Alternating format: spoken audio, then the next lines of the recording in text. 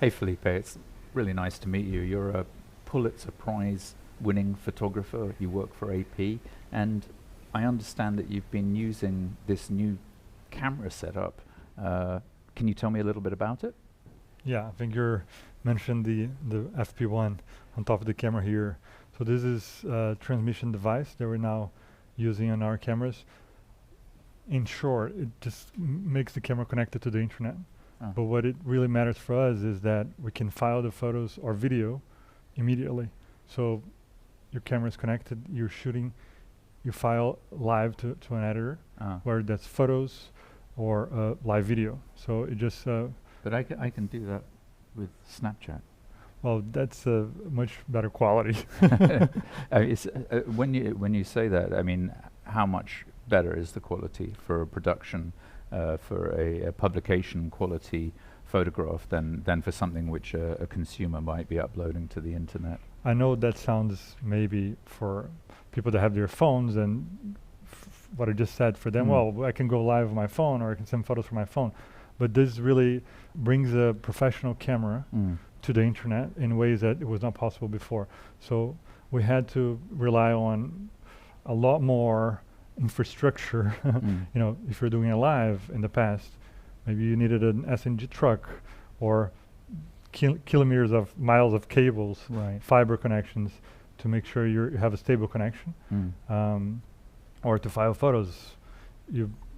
How do you connect your camera? You have, to set up a network for that. So this just makes any camera connected to the internet with 5G, which just opens up a whole different possibilities for us. So, I mean, you go back a decade or two, you would literally have had to have a truck and multiple technicians, and now we've reduced it, we've miniaturized it. It's like Fantastic Voyage, that science fiction film. It's all been compressed down into this gizmo here. But has it made a big difference to you as a photographer in how you do your job? Have there been instances where you've been able to break news or produce images which you've been able to share, really almost at the speed of light, which you feel have made a difference? In the past, again, papers would run next morning.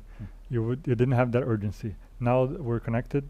The AP is a global news organization. We have clients everywhere. There's no time zones that we don't work 24/7. So whenever you're shooting a breaking news or any event, the priority is just to send it as fast as possible to our customers, to our clients, to our viewers. So having that connected device just brings it up to the 21st century, I would say. I mean, it's hard to see how it could get any more immediate, really, right? Yeah, I mean, it's remarkable. I know that one of the photographs that was taken during the Trump assassination attempt with the bullet flying by was actually taken using this setup. It's an extraordinary thought, isn't it? Martin, let me come to you, Martin from Ericsson. I mean, this is your technology in here along with Sony. I mean, we're talking about 5G, right? And tell us a little bit about how this is implemented in order to create this immediacy in what Felipe's doing. In this specific example here that we're doing today, we've connected to a slice from the Telefonica live network. So it's using the public resources, but with the slice we can get the right type of profile of the network, because one should remember that a mobile network is built for smartphones and typically have 85-90% downlink traffic. This use case requires a stable wideband uplink. And with this type of camera you can take burst modes. That means that you can take 30 photos per second, and each photo producing up to 50 megabytes. So it's a massive amount of data that needs to be able to be pushed up in the network.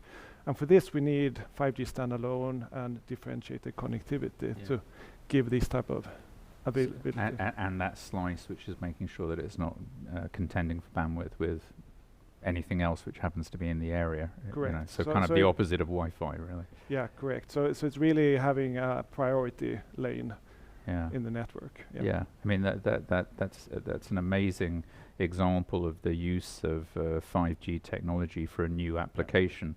There are I imagine there are going to be other applications as well, right? Are you seeing an uptake of this in other industries?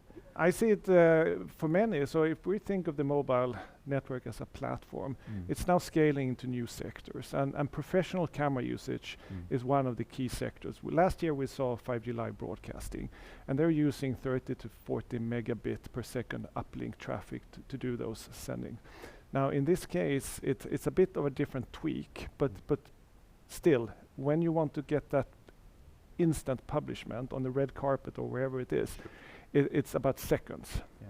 Well, you know, Ericsson has been a great partner with FNTV last year and this year. You always bring us some exciting new technology iterations. So we're going to be using this camera, this setup, at this event to be taking photographs of our attractive telecom executive guests. So not quite as exciting as the work that you've been doing, Felipe, but in our own way, you know, we feel we're trying to make the best use of the technology. It's really a pleasure to meet you. Thank you so much. Thank you for having me. Yeah, and thank you, Martin. Thanks for being a great partner. Thank you.